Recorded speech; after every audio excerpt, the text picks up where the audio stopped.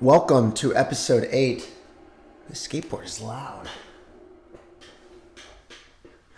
It's those 5.7 ball bearing quality. For the 17 people who tuned in last week hoping for a new episode while your girlfriend's dialysis machine in the background was making strange beeps and you said, listen, I can't, I'm not available right now, I'm refreshing. I want you to know that I do have an excuse. So let's get started. Today, first, I want to talk about tornadoes. My house got hit by a tornado, and Greta Thunberg didn't save me. Actually, my house is fine. I'm grateful. But the pastures at my ranch got hit, and it took out around 50 big trees. I know that because the guy who came to fix it said 50. And my place for the last week or two was looking like, I had to think about this a lot. I had to Google this, Call of Duty 2 Ardennes forest map. So shout out to those of you who get that. And I will say, when you get hit by a tornado, it is very humbling because you can't do anything. And then our power went out, so we had no internet, so I couldn't watch the hub. And then we had guests come over for the weekend.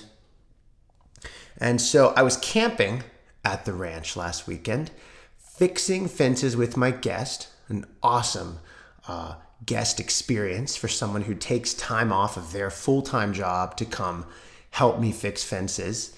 And I was thinking about how much worse it could have been if even one tree was a little closer to the house because it would have hit us. All of this to say, I hope none of you have a tornado.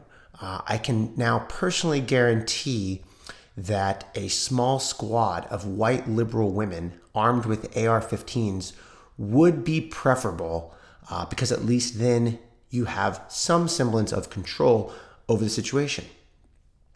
Speaking of control, I now have a couple shower thoughts for you. Nobody brags about how they spend their free time, just about how they go on vacation. But free time is your daily vacation. Shower thought. Shower thought 2.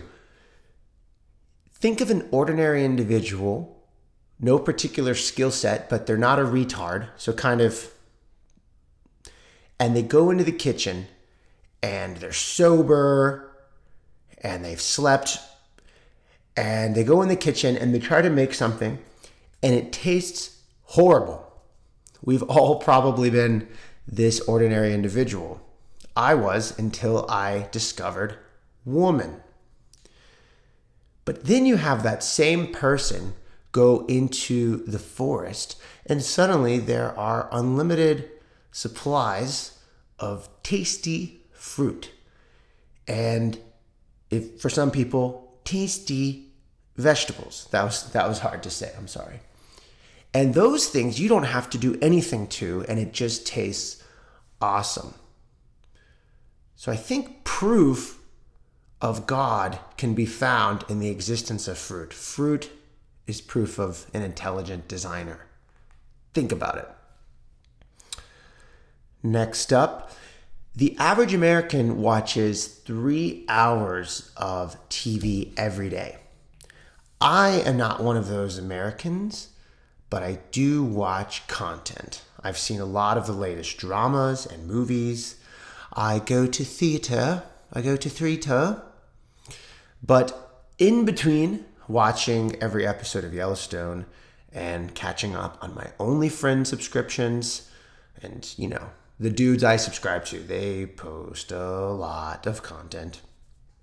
In the last couple months, I was able to create a new course that has 96 lectures and it's like 38 hours of content. I had to add up all the minutes before making this video. And I'm not going to say what the course is because I'm not promoting anything. But it also has tens of thousands of words of lecture notes, instructions, guides. And as I observed the last couple months of my life and realized that I created this thing, this sort of piece of me that can live on even when the next tornado takes me out personally, I realized that this course was just the outcome of 1 or 2 of those daily hours of Netflix time that the average American is spending. And I just simply reallocated it to investing in myself. And that's the point. So in other words, legacies can be built part-time, and they are carved out of your existing schedule and responsibilities. So I'll say, if you haven't had time to finish that one show, congratulations. You might be doing something right. This is a short one. I'll see you next time.